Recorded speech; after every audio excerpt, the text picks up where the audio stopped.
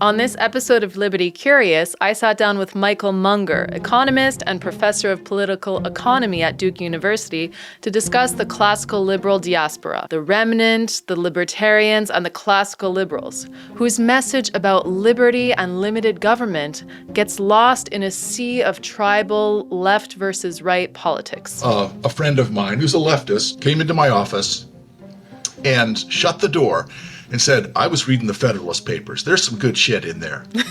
I said, yeah, that's right. I mean, the restrictions on government power, those are good things. That's true. And they were 2 weeks ago when Barack Obama was president. So why are you only coming to me now? And they said, well, I wasn't so worried when my side was in charge. That's the point. We discuss how progressives and conservatives are both convinced that their morality and that their vision for society is correct. We get into details about the classical liberal tradition, how we got to where we are now, and the dangers of wielding the ring of power in our favor.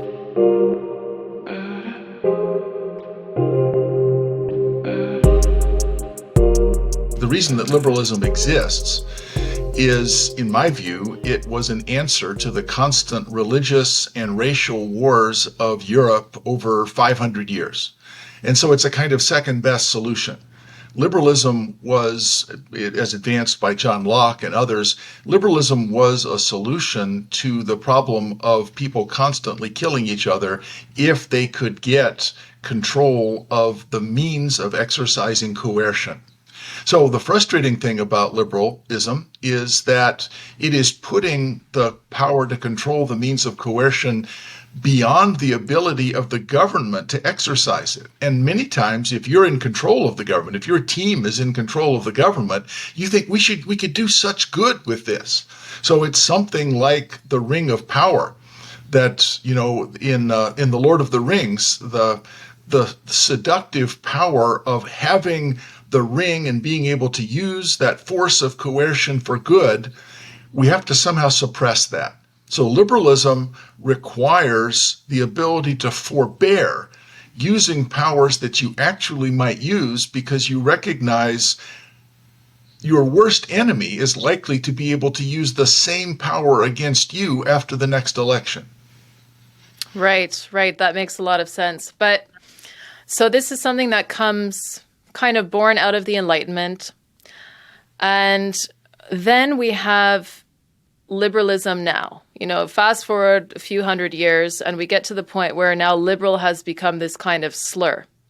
And it's become entangled in definition with people who are on the political left. And so it's kind of been given a bad name in a sense because conservatives really hate liberals and the actual classical liberals, maybe we can point to that now and see if that's the same thing as liberalism, tend to feel kind of disenfranchised by the whole thing because they're thinking, well, that's not what liberalism really is. It's not what we see on the left, and it's not what we see on the right. So can you untangle that a little bit?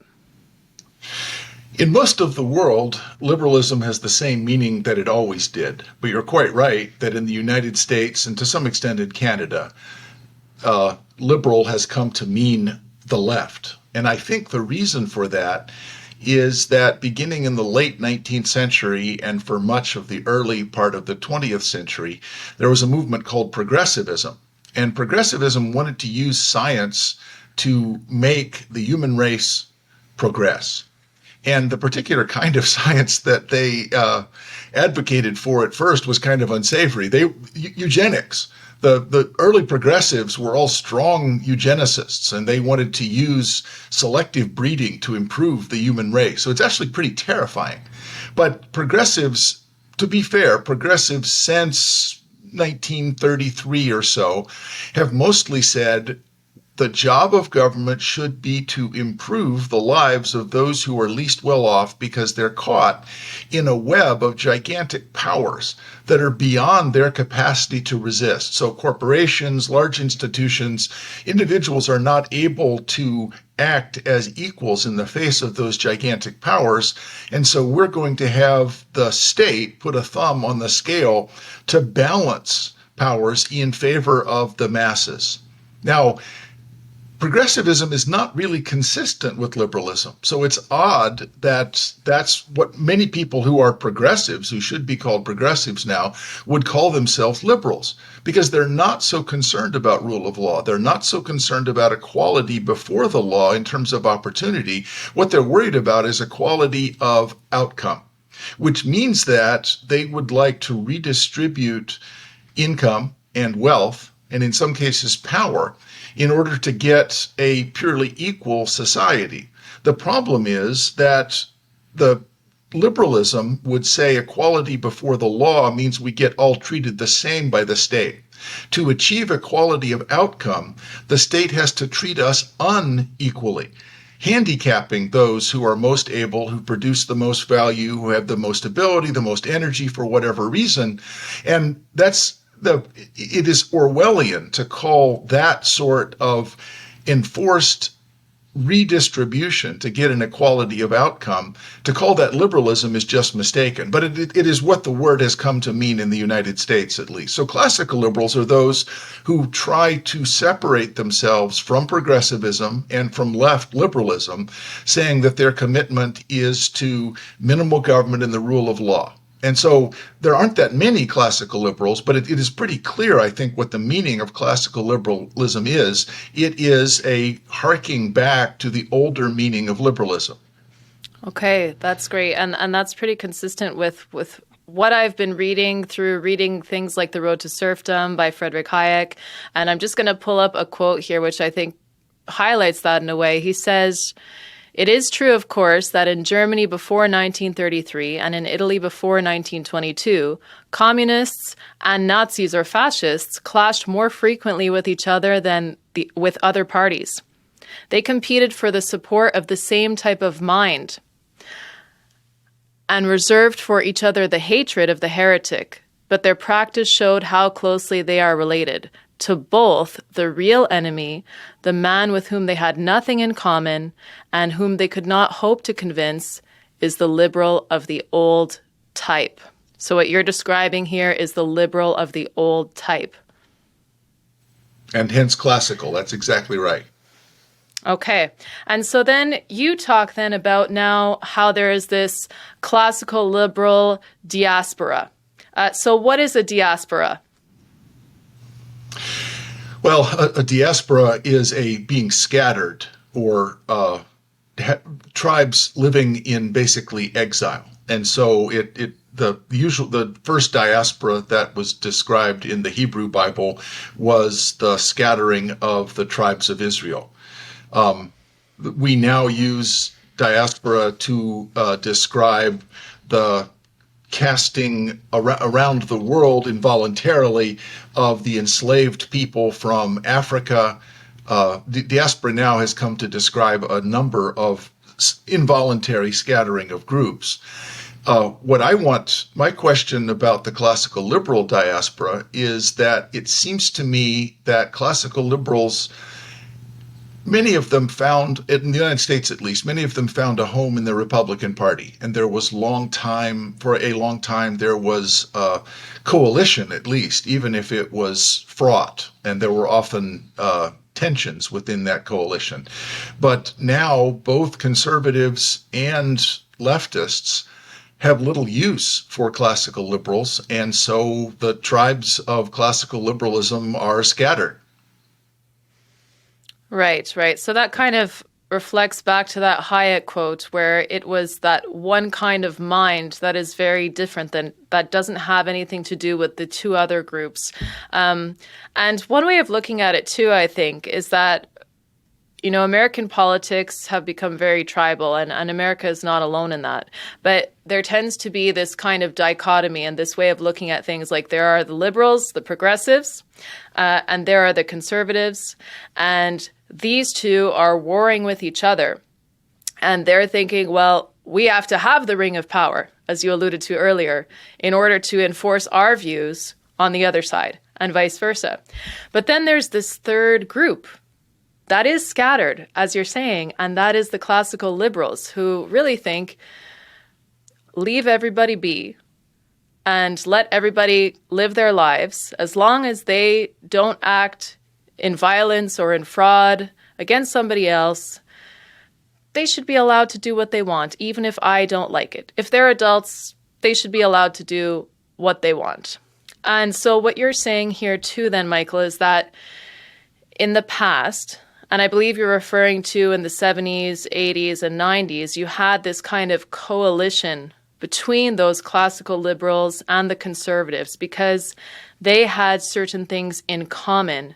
But now they've come to that bridge where they're at the end of their commonalities, in a sense. And the conservatives now are really starting to show that they resemble more the progressives. They're just like two sides of the same coin. Yes.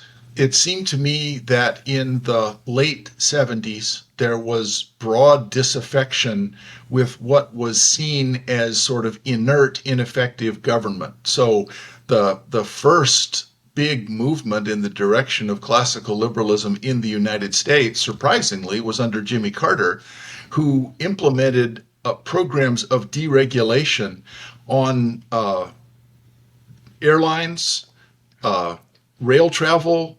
There are many different, some consumer protection laws were deregulated. So there was a big movement towards getting government to reduce the scope of government in dictating to people their choices. And maybe it's some minor things, but so as a result, there's a big increase in airline travel and a big decline in prices. So when you multiply that throughout the economy and throughout the government, you get Ronald Reagan's election in 1980, and Ronald Reagan was just explicitly a classical liberal, perhaps the most classical liberal president the United States has ever had. Now, you can say that there were things that Reagan did in foreign policy and protectionism that perhaps were not as classical liberal as his words were, but in terms of rhetoric, the high watermark of classical liberalism actually in government, in power, was in the Reagan administration. The Clinton administration, which was elected in 1992, responded by adopting many of those same programs. Bill Clinton said the era of big government is over. We're getting rid of welfare as you know it.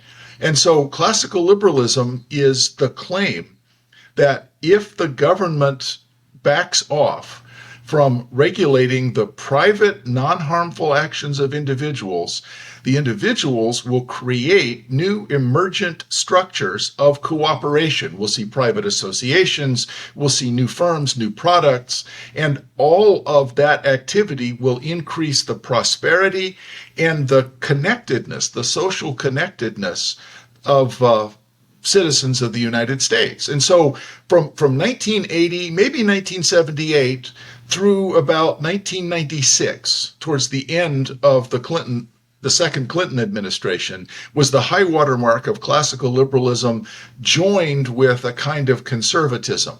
Now, the thing that made conservatism amenable to classical liberalism in the United States was a commitment to the Constitution. And the U.S. Constitution, unlike the constitutions of most nations, was a commitment to limited government.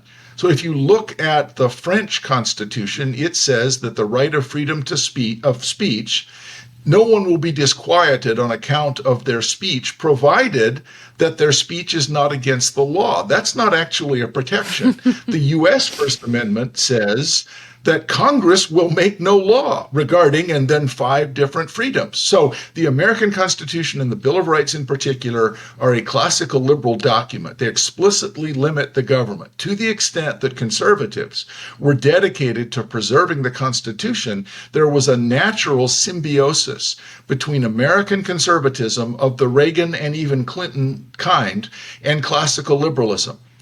All of that started to end in the late 90s, and it was blown to bits starting in September 11th, 2001, by the terrorist attacks on New York and the Pentagon, because the United States took a very sharp turn towards an emphasis on security, the Patriot Act, spying by government, and saying that we're going to have to give up freedom in order to achieve security.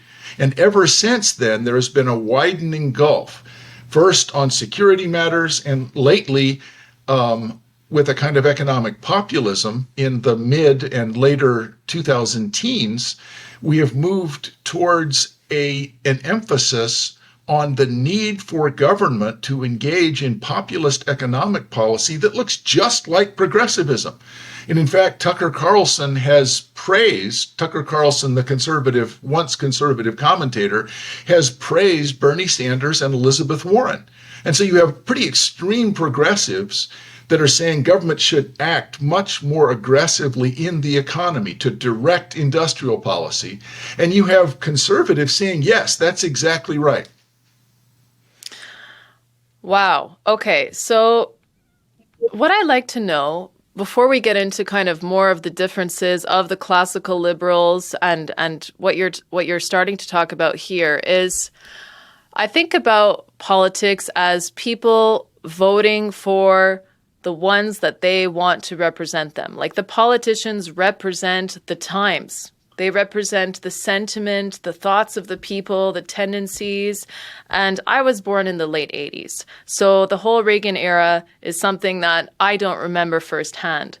But I do remember that there were very good television shows and movies and films and stories. And that was a cultural moment that I think was kind of wholesome.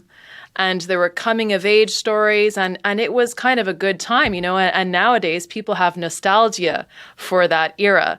So what was it that led up to this kind of classical liberal revival throughout the culture that became, I guess, maybe this two-way mirror with the president at the time?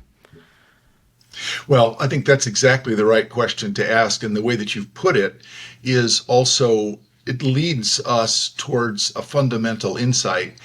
In my little paper about the classical liberal diaspora, note that a political theorist named Patrick Deneen has said that liberalism is an attempt to get rid of all rules and all culture and only to use rules to limit what people want. And the way that you asked the question actually is a segue to the consideration of that point. What happened in the 80s and the 90s, and it was sort of wholesome. There was great economic growth, but there was also a sense of American puissance, that there was a military power. The United States was it. We rolled up Iraq in 1992 in 100 hours, and we kicked them out of Kuwait and said, we'll come back if you mess with us again. There was the idea of the end of history, in the sense that religious and political debates were going to end. There would be no more civil war, because we all knew that constitutional republics were going to be created around the world. And so we start to get in the Middle East and in Europe, there was a movement towards democracy. The former Soviet Union is broken up by 1993. The Berlin Wall falls in 89, and the Soviet Union is completely broken up by 1993. George Will famously said that the Cold War is over and the University of Chicago won. And what he meant by that was that this economic view of free markets and prosperity and an increase in the ability of people to live their own lives and achieve flourishing, just whatever their own goals were, they were able to achieve them because they had these opportunities. That was going to spread everywhere. And I think the mistake was that classical liberals became complacent, and we became convinced that we didn't need to make a moral argument in favor of the government programs that we favored. We just figured if everybody got rich, they would agree that markets and liberty were great. And what has happened instead is that if you look through the 2000s, there continued to be economic growth, but there was more of a sense of economic precarity. People were no longer sure what their place was in the world. Am I going to continue to work with this job? The young people who came of age, who graduated from college in 2008, 2009, 2010, there weren't very many jobs.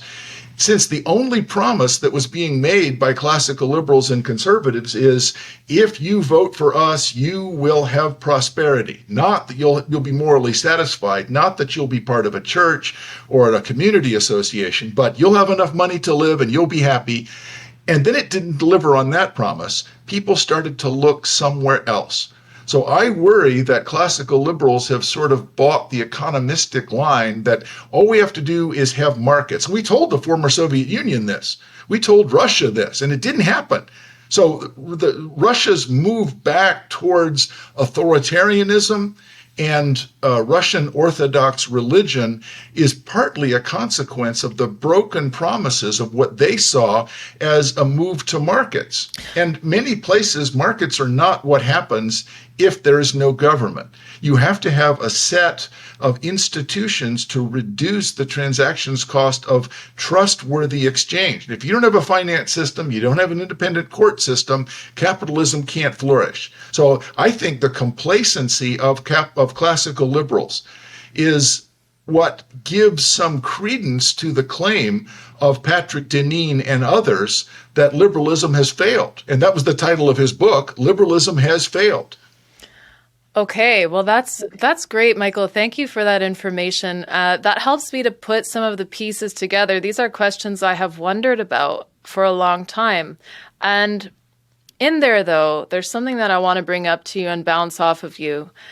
A couple of weeks ago, I did a podcast with Bruce Party, who's a Canadian law prof, and we talked about how there are these different arguments for liberty. And he says that often there's the kind of utility argument, which is the first one that you were saying was being employed, like economic outcomes are better. You'll be wealthier, you'll be more prosperous if you do it this way. This is the best solution, this is the best system, and these garner the best results. But then what you're saying here is that there was a lack of the moral argument for liberty. And I think that there's something in there, because if we look now at the progressives and we look at the neocons, they both claim that their morality is better, and that this is kind of the type of argument that seems to get a lot of people's hearts and minds, the moral argument. But I'm going to throw a third thing your way to think about. And I think that in this third way, there could be some hope for classical liberalism. And that is, in the third way, you're just basically saying, well, the moral argument is also tricky because we can always say that my morality is better than your morality, and morality in some way can be subjective. But if we just say that liberty for its own sake, the sake of being left alone and being able to make decisions for yourself, just that, kind of the nonviolence, the non-aggression principle, in a sense. More complex than that, but let's just kind of, narrow it down to that. The essence of don't tread on me, essentially, that libertarian argument. There might be a time for that now, because we've seen this rising authoritarianism in the past few years. People have been exposed to that imposition, the moral imposition of the collectivists who want to tell us what we need to do for the greater good, right? So I think that there's some space there to make the argument for liberty that's not based on utility or morality either. What are your thoughts? Well, it is a kind of moral argument if you start with people's rights. So one of the way to tell the difference between a classical liberal and a real libertarian is their attitude toward antitrust law. Classical liberals would tend to say antitrust law is okay because you shouldn't be allowed to engage in price fixing. So if two different producers want to get together and raise their prices and have a contract to do it, classical liberals would say that should be illegal. Libertarians would say, well, no, it's their stuff. If they want to engage in a voluntary contract between themselves, they can charge whatever price they want. The government shouldn't be able to regulate it. And so that that sort of litmus test about telling whether someone's a real libertarian indicates that classical liberals are concerned about the consequentialist claim that free markets with competition produce better outcomes. Libertarians are more concerned about individual rights. If this property is mine, then it's mine. You can't tell me what price I can charge for it.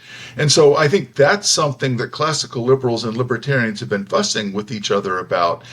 The big difficulty about moral arguments, or the sense of being embedded in a social context where I, as a human being, a social animal, feel like I have some place and some meaning, goes back to Montesquieu and the Spirit of the Laws in 1750. And I cite this in the paper, and I think it's worth reading. So this 1750, so this is a very long time ago, almost 300 years ago. It is true that in democracies, the people seem to act as they please.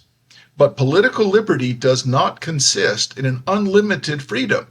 In governments, that is, in societies directed by laws, liberty consists only in the power of doing what we ought to will, and in not being constrained to do what we ought not to will. So what he means is we cannot be forced to do things against our will. That's the gift of liberty. So the government is constrained. It can't make us do things we don't want to do. But we are obliged to want to do good things. And the thing about liberalism and the contradiction in liberalism that Patrick Deneen has argued for is, yes, but liberalism says you get to want anything. In his case, he's very upset about same-sex marriage. So that's something that really upsets him, and he thinks that is not something people should want to do because it violates his moral sentiments. So the difficulty that classical liberals have is we have to nurture institutions that provide moral guidance. Maybe they're churches, maybe they're clubs, maybe there's some sorts of neighborhood associations. But there has to be something that's a substitute. There has to be some source of moral guidance because we want a minimal set of laws. Within the laws, you can do most anything that you want. But you should want to do what you ought to will. So with liberty comes responsibility. And I don't think that classical liberals have done a very good job of answering that. What people see is just the destruction of all the social norms that used to constrain our behavior. And now it's just the Wild West. If you get some money and you can do anything that you want, you can violate what once would have been moral restrictions. Right. Listen, that makes so much sense. And I think that there's a key in there about how conservatives look at this libertinism, and because of the manipulation of language and this kind of redefining of the word liberal, I've read pieces where conservatives have said, liberalism is to blame. The very Enlightenment itself, in a sense, is to blame for this mess that we've got ourselves into. Everything that brought us all of this knowledge and prosperity and the scientific process and reason and all of that is somehow to blame because this is the algorithmic outcome. This is what happens if we let this thing go this way without moral constraint. Yep. So without restriction and without government restraint, everything goes towards chaos. And so since we have lost, in their view, and there's something to this, many of the traditional moral restrictions have been broken to the point where people don't take them very seriously. They think the Constitution is dead. So this is modern national conservatives in the United States. They think the Constitution is dead. It's already gone. The only remaining strategy that's available to conservatives is to gain and keep the power to force people to do what they ought to want to do and would want to do if morals were being enforced. And so that's a terrible idea. That's the worst idea that I can think of. That liberalism arose in a setting where you have these gigantic wars over who gets to name the moral authority. So I'm worried that we're moving in the direction that we saw in Europe between 1500 and 1800, where it's just constant wars of trying to be able to impose your moral system by force. And maybe it lasts 20 years, but after 20 years you lose and somebody else's moral system is enforced. Liberalism is nobody gets to enforce a moral vision, and maybe you're not as happy as you would be as if you were in charge, but you won't always be in charge. Your side is going to lose. Right. And you talk about that. You say, let me try and find the quote here. Give me a second. I highlighted it from your text.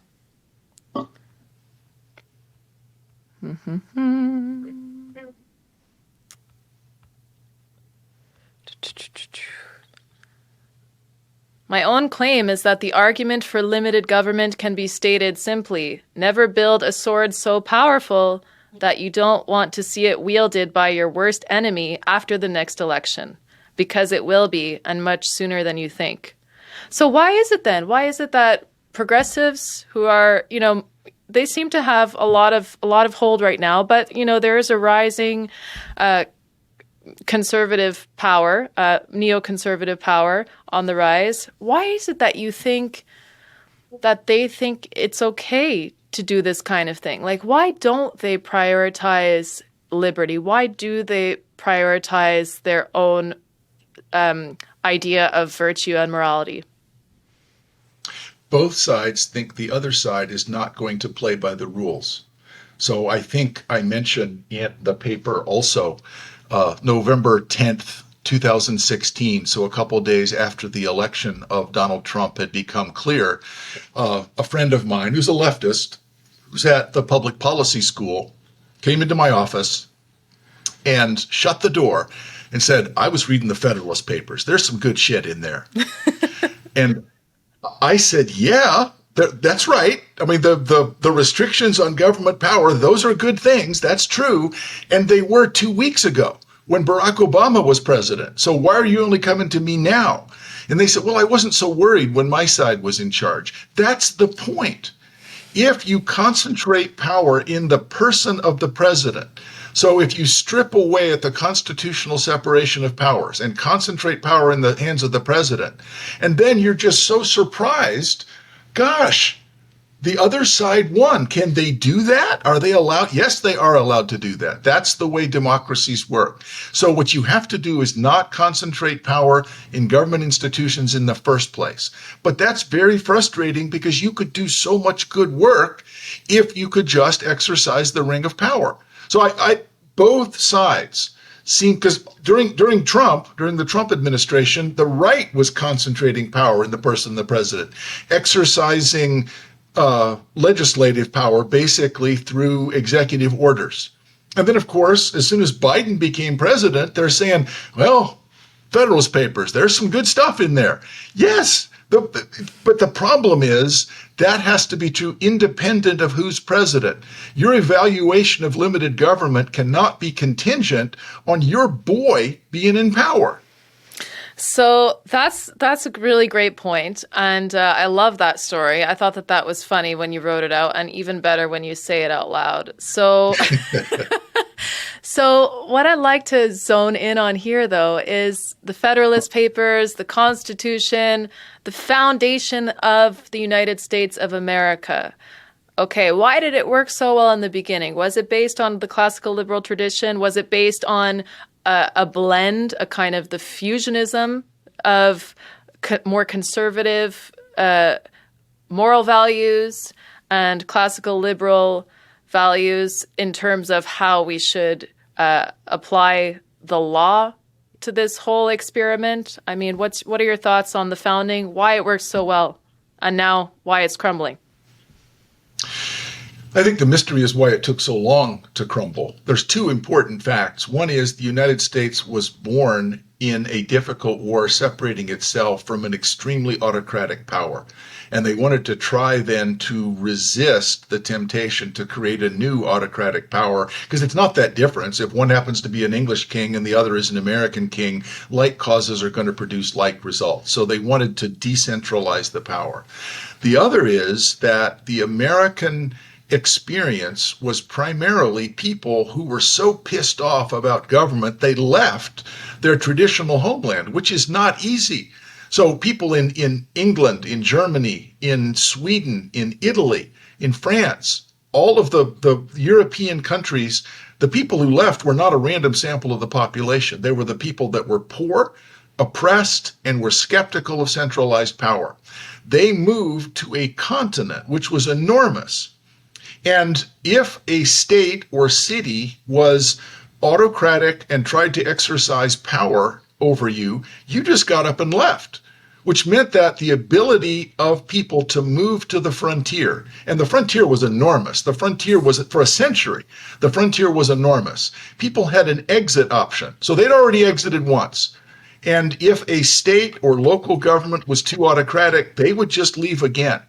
And so the limitation that was placed on the ability of governments to exercise coercion by the fact that people had this exit option, and that our institutions came about as a result of a desire not to have concentrated power, meant that those separated power institutions could be exploited by people whose basic ideology was against centralized government. Those who wanted centralized government, maybe they stayed back in the East, but there was a constant movement towards the West that limited the ability of any government to exercise much power.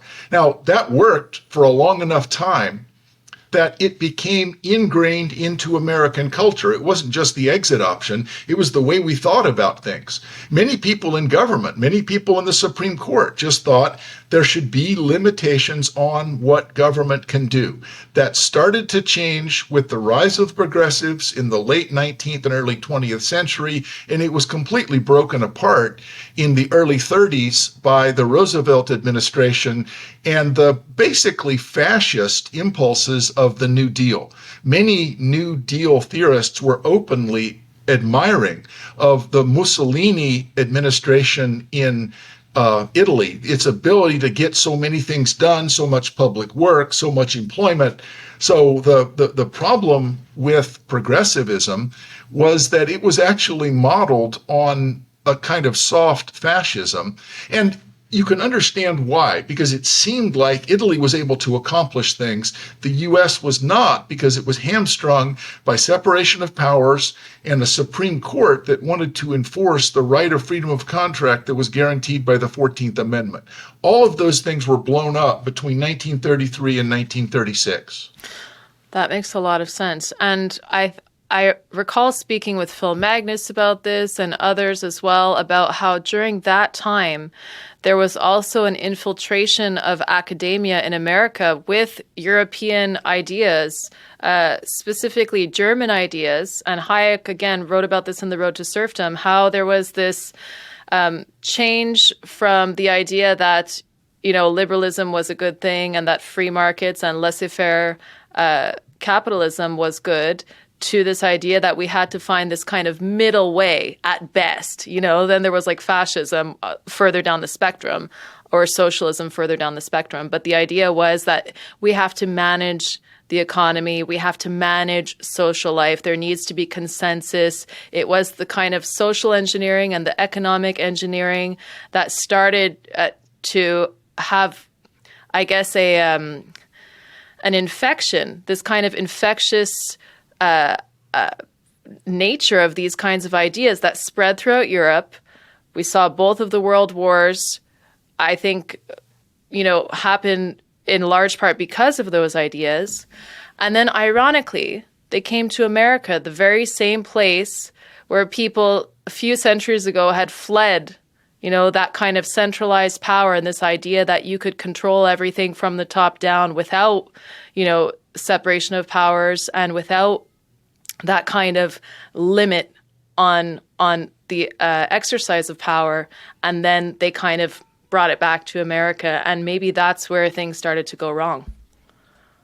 Well, it's certainly where things started to change. You can see it went wrong from my perspective, but you can see why it would be attractive to people who feel like that the progress and prosperity of the economy is not as much as it could be if it were more centrally planned. And in both of the wars, there was, not surprisingly, a lot of centralized planning, because war is just a different enterprise than commercial markets. War, you would centralize power so that you could get the resources to produce things and then create an army that has the armaments that it needs. That almost has to be centralized. And then during the 1930s, when I said fascism before, I didn't necessarily mean it as a criticism. It didn't have the racial elements that European fascism did. Fascism is just the government control of the means of production in cooperation with large corporations. So it's not communism, it's not the ownership of the means of production, but it is government direction of the means of production with the cooperation of large industrial units. And so there was a lot of theories that having these large monopolies, because of the economies of scale that are created by the corporate form, the system could be much more efficient. In the 1915s, Frederick Taylor talked about scientific management. And so the idea of centralized scientific management and Max Weber's theory of bureaucracy as a way of carrying out much more efficient and rational management of large economic resources, you can see why it was attractive. It actually took people like Ludwig von Mises and Friedrich von Hayek to explain why that kind of central planning literally can't work, because it can't get the information that it would need in the absence of prices that give you information about the relative scarcity of resources. So with hindsight, yes, we can say it was a bad idea, but I'm not sure you can say things were going wrong. It was an experiment that everyone in the world was trying, and it was probably inevitable that that was going to happen. It's just that in hindsight, yes, that's where things went wrong. So that sounds as well like what you were just describing at the end of your thoughts there was technocracy, or the roots of technocracy. But now here's the thing, Michael, is that we do have the ability to collect large amounts of data, and we have the ability to do it with AI. So do you see that this kind of tendency towards technocracy that we seem to be leaning into now, this experiment, in your words, seems to be kind of happening again in another way? Do you think that there's any possibility of success, or do you think that the same lessons that we learned from Hayek and Mises apply here? I wrote something for AIER not long ago about this. A big difficulty that we have is that Mises and Hayek and others called this debate the socialist calculation debate. And so what is required is you need to calculate the relative value of different resources so as to decide where to allocate them. So suppose there's some production process we've agreed we want to engage in.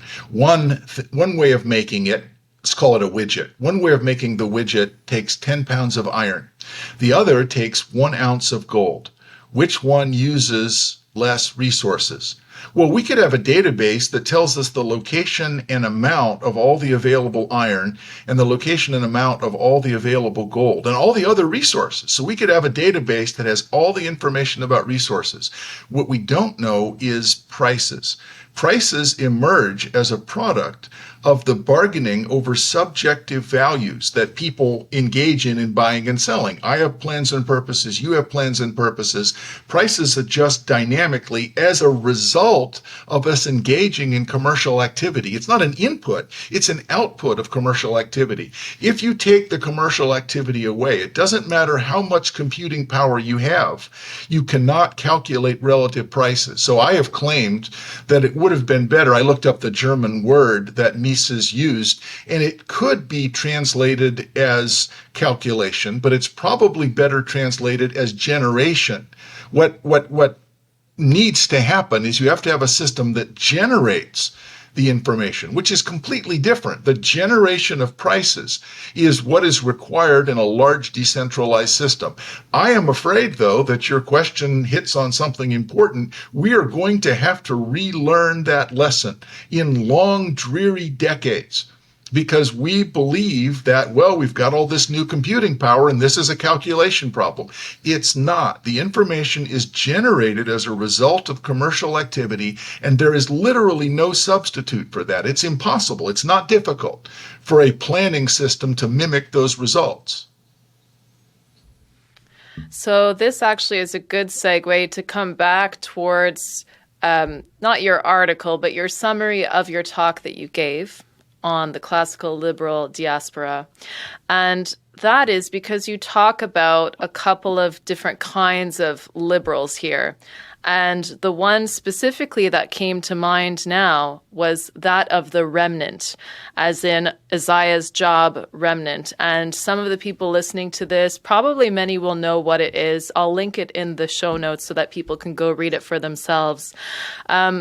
But the remnant basically are those who kind of wait it out and wait till the masses have seen the destruction of their tendencies. And then they are there to kind of pick up the pieces and show them the way. So do you want to talk a little bit about the remnant? Because you say that this is one of the two major visions of classical liberalism, remnantism and fusionism. And maybe I'm not explaining it the same way you would. So go ahead. You're explaining exactly the same way I would. I claim that remnantism is Albert J. Nock in his book, Our Enemy the State, and then Isaiah's Job in 1936. The Isaiah quote, the quote from Isaiah is, "The remnant that is escaped of the house of Judah shall again take root downward and bear fruit upward. For out of Jerusalem shall go forth a remnant, and they that escape they escape out of Mount Zion." And so if you can just take the seeds of classical liberalism and preserve it for a time when the political soil is more fertile. So we will remember, we'll have books and, persuasive articles that once people come to their senses and they realize that the planning system is doomed to failure, then we'll be able to come out of hiding and begin once again to try to persuade people of the right course of action. Now, that's a pretty apocalyptic way of putting it, but that's the way I think some people, including Albert J. Nock, thought of, he wrote that in 1935, thought of the position of classical liberalism. The alternative that you said, as I said, was fusionism. And the problem with fusionism is that classical liberals would need someone sympathetic to fuse with. And conservatives, by and large, have become populists. And so remnantism is not a very satisfying, although actually I have some friends that are big fans of remnantism because they think that they can stand out somewhere in their marijuana patch and hold their AK-37 or 47 over their head. And, eventually the world will come around and they'll be able to share their Ludwig von Mises volumes and we'll start to make a comeback. So the remnantism is not a very we need some third way. As you said a while ago, isn't there some third way? And it may be that classical liberals can start to make a more persuasive version, a positive, optimistic version of the vision of the future. That if you return to the ideas of liberty, if you recognize that the fights that you get over the control of concentrated power makes it not worth it. But that means we would have to be aggressive. We would actually have to go out into politics. We'd have to participate in politics in a way that a lot of us are just not very temperamentally suited for doing. So I'm afraid that a lot of us are going to become remnants and just try to preserve the last flickering flame of truth until it comes time to put the seed down in newly fertile ground. Well, Michael, to be honest, I can identify with being a remnant in a sense, and I've kind of leaned into that. I'm always open to new ideas and to change for sure. But when I read that text, it really affected me a lot because I thought we've spent a lot of time, especially in the past few years, trying to convince people that, their way isn't working out, that this, you can't impose this kind of stuff on people. And it hasn't really done any good. And we've ended up, losing. Getting some battle wounds. Yeah. We're losing. Well, but I suppose that I read it a little bit a different way, was just that there are some things that just inevitably kind of play out. And it's kind of like going against the tides of the ocean that are coming in, crashing against the shore. And sometimes you just have to learn how to ride the wave, like a surfer. So that's a little bit more my interpretation of the remnant. I don't think that it's a defeatist position necessarily. I think it can be interpreted that way, but I think it can also mean knowing when you have a good opportunity to be able to get through to somebody, and knowing when you should be focused on your own well-being. We're losing the battles, but I think our ideas are better, so we will ultimately win the war. The problem is the war doesn't stay won. That's the lesson from the complacency of the 80s and 90s. There was this triumphalism. And okay, we're done. Classical liberalism rules everything. And it didn't, because we ignored our obligation to explain things in positive, optimistic, moral terms. And that's the lesson I think we should take. Our ideas will come back. And we have a strong remnant that will preserve the power of these ideas, and we'll be able to present them again, maybe in 3 years, maybe 5 years, maybe 10, but it'll come back. In 1935, many people in the U.S. thought, well, the New Deal is over, we're going to become communist. That didn't happen. And we will come back again from this bout of populism. But what I want to point out and put a flag in is the dangers of the complacency that sort of hastened the rapidity of the fall of classical liberalism. So between about 2005 and now, 20 years, the United States has changed completely in the complexion of political debate. Instead of discussing the limitations on government, we have two parties that are competing about how they can increase the size and power of government more. And the election is going to be won by who can make the biggest promise about what they're going to do to take money from taxpayers and give it to voters.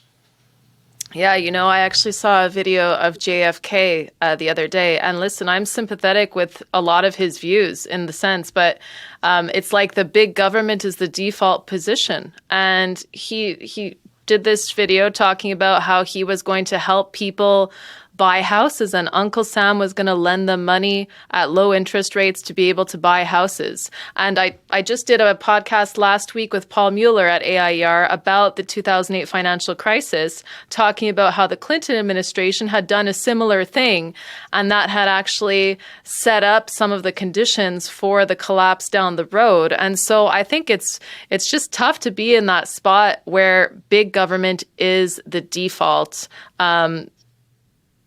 Yeah, I don't really have a question, but what do you think? Well, but that big government is always going to be the default because it makes promises. You've been denied something, vote for me, and I will make sure that you get the good things that you deserve. That's always going to be an attractive story. It is much harder for our side to say, no, that won't work. You have to eat your broccoli. So we have to make a more positive, optimistic vision I ran for governor in 2008 and had a lot of experience with this. I was in 4 televised debates with the other candidates, with the Republican and Democrat candidate, the people who actually were running for governor. And so being in those debates, I learned a lot about talking to people about these kinds of problems. I would describe why being left alone and allowed to flourish on your own is probably better. And they'd say, yeah, that actually makes a lot of sense. But tell me, if you were elected government, what would you give me? Well, you're missing the point. What I will give you is a chance to be free from restrictions. I will make sure that there aren't regulations and barriers that prevent you from accomplishing the things that you want. But it's hard for that to go up against promises of vote for me and I will give you other people's money. We're always going to be at a disadvantage. The advantage that we have is that our system works and theirs doesn't. Yeah, no, I think that that's a really good point. And as I was saying earlier, I think that there really is this kind of opportunity now for that kind of argument because we've been through so much in the last few years. And I'll talk about certain people I see on Twitter who are from the left and certain people who are from the right who now feel like they don't belong to either side. And they're just kind of trying to figure out where they fall. And those are probably the classical liberals among us. And they're just, kind of riding this out too. But I think that, coming up with better arguments could be a way to do it. Are there any other kind of things that you think that we should be doing, or like what do we do? What do we do moving forward, according to you, Michael Munger? I would say that we need to address head-on the arguments of the national conservative populists. So the ones that say, well, Sohrab Ahmari and Tucker Carlson have both said the politicians they feel closest to are Elizabeth Warren and Bernie Sanders. And that means that something has broken. So we need to find a new political coalition. And the difficulty is, and this I am not such a fan of the remnant idea because I'm actually a big L libertarian politician. I run for office every even-numbered year. Now I lose, but participating in that gives me a chance to frame arguments I think that are in a way that are more effective. One thing that might make a difference, a number of states have used systems of voting that would enable third parties to participate more effectively. And so if you have one of the ranked systems for voting, that means that you're not throwing away your vote if you vote for a third party, because the single transferable vote then goes to the party that's doing next best. That would allow us maybe to participate in coalition governments. And one of the things that's interesting about politics is if you have a fairly evenly matched political system, and the Democrats and Republicans both have 48% of the voters, the remaining 4% is what determines the outcome of elections. So we might have an opportunity if we can actually appeal strongly to a pretty small number and then say this block of voters is available to whoever is going to come closest to classical liberalism.